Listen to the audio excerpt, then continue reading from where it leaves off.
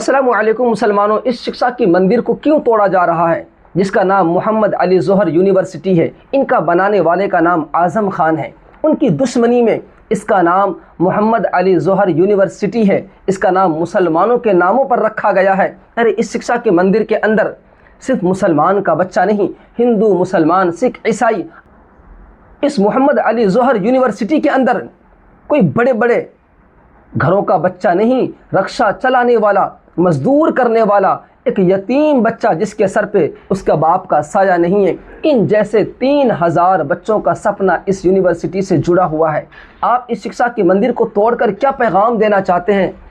Sir, आप इसलिए तोड़ते हैं कि ये मुसलमानों के नाम पर रखा गया है। इनका बनाने वाला एक दूसरे पार्टी से, उसका नाम आज़म खान है। क्यों आप इन बच्चों के भविष्य को ख़राब करना चाहते हैं? वो रामपुर जिसको चाकू के नाम से याद किया जाता था, आज़म खान की गलती क्या है कि आपने वहाँ इतनी बड़ी यूनिवर्सिटी बना के उन बच्चों के हाथ में कलम दे दिया जो खुद अपनी ज़िंदगी को रोशन करेगा, अपने देश के लिए कोई अच्छा काम करेगा। आप बग़ैर सोचे समझे, गुस्से में आके, नफ़रत में आके दूसरी पार्टी की मुखालिफत करते हुए आपने नोटिस लगा दी कि इनका नक्शा पास नहीं है। नक्शा तो डीएम ऑफिस का भी पास नहीं होगा, सीएम ऑफिस का भी, और बेशुमार हॉस्टल, बेशुमार स्कूल, कॉलेज, उनका भी नक्शा पास नहीं होगा। तो क्या आप सबको बुलडोज़र से तोड़ देंगे?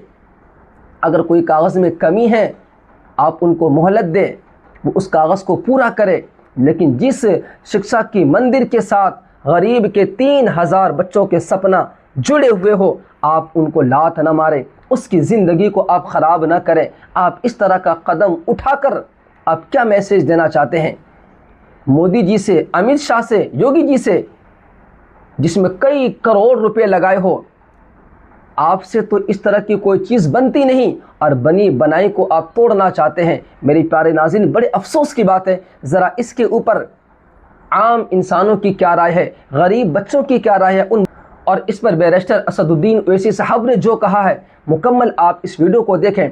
इस वीडियो को देखने के बाद कमेंट बॉक्स के अंदर आप ज़रूर लिखें कि जो नोटिस दी गई है क्या ये सही है या इनको वापस लिया जाए और इस यूनिवर्सिटी को चलने दिया जाए। पहले आप इस वीडियो को देखें। उत्तर प्रदेश में दोबारा बीजेपी की सरकार ना बने, मैं अलायंस करने के लिए तैयार हूं।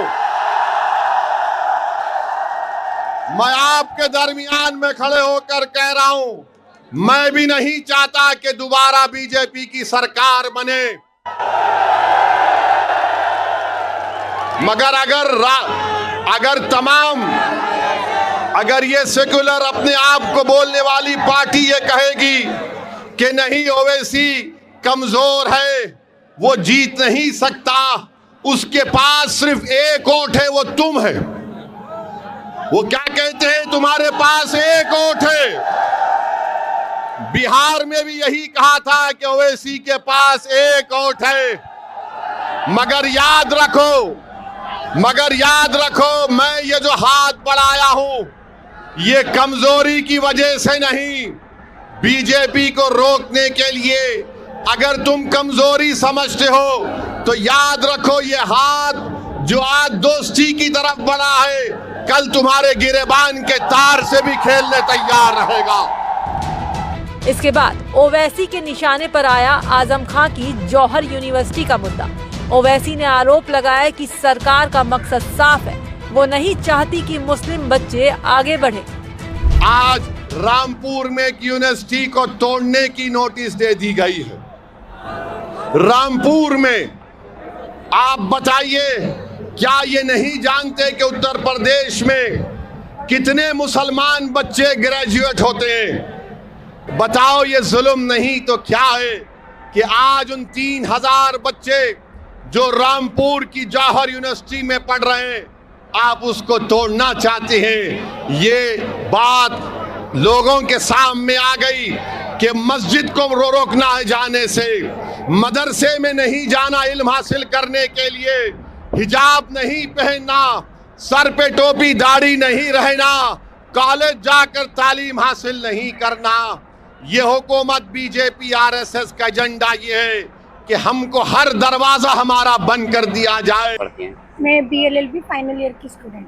ये बताइए, ये जो आप धरने पे बैठे हैं, कब तक ये धरना चलेगा और क्या मांग है आप लोगों की?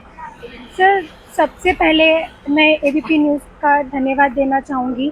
और जो हमारी मांगे, जैसे आपने कहा, तो देखिए, जब हमारा शिक्षा का जो तालीम गाह है, जो हमारा शिक्षा का मंदिर है, जब उसको टूटने की आवाज़ें हमें सुनाई देने लगी और हम अपने घर थे छुट्टियों में, तो हमारे लिए सबसे बड़ी और सबसे बेबस एक छोटी सी हमारी मांग आदरणीय मुख्यमंत्री जी से है और गवर्नमेंट से है कि हमारे इस शिक्षा के मंदिर को ना तोड़ा जाए। क्या चाहते हैं आप, मतलब कंपाउंडिंग हो या जो नक्शे पास नहीं है बिल्डिंगों के वो पास किए जाएं, क्या मांग क्या है आपकी?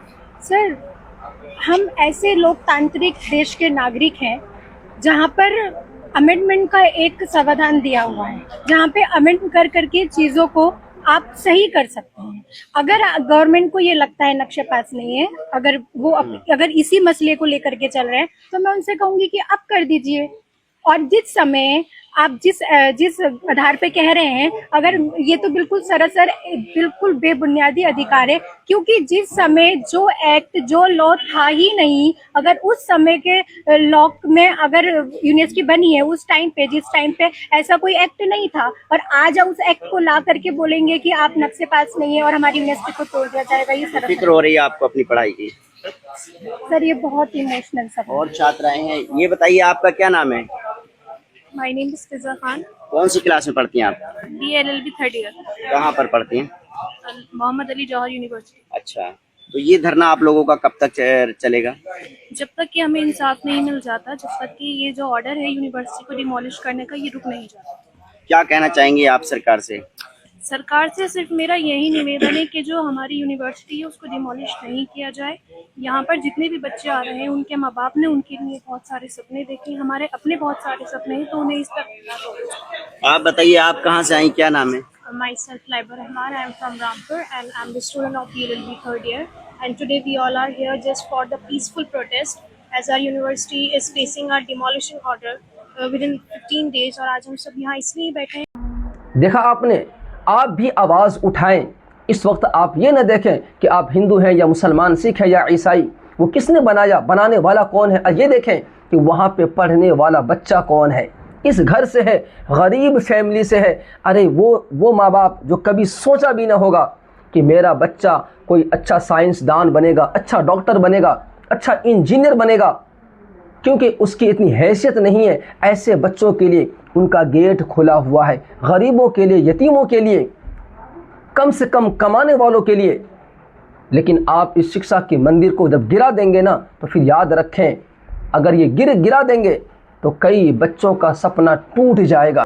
कोई राजनेता नहीं चाहता कि आपका बच्चा पढ़े, वो तो चाहते हैं कि ये अनपढ़ बन के रहे और अंधभक्त बनकर रहे और इनकी गाता रहे हर वक्त, ये अच्छा करे बुरा करे, कोई इनसे सवाल न करे। क्योंकि सवाल उस वक्त होगा जब कोई बच्चा पढ़ लिख कर अच्छा इंसान बनेगा, कोई साइंसदान बनेगा, कोई इंजीनियर बनेगा, कोई डॉक्टर बनेगा, कोई इनसे सवाल करेगा। और अनपढ़ इंसान कोई किसी से सवाल नहीं करता। इस हुकूमत की यही प्लानिंग है कि कोई भी न पढ़े, सब अनपढ़ बन के रहे, अंधभक्त बनकर रहे, इनसे कोई भी सवाल न करे। बाकी आप सबकी क्या राय है, कमेंट बॉक्स के अंदर ज़रूर लिखें। अल्लाह हाफिज़।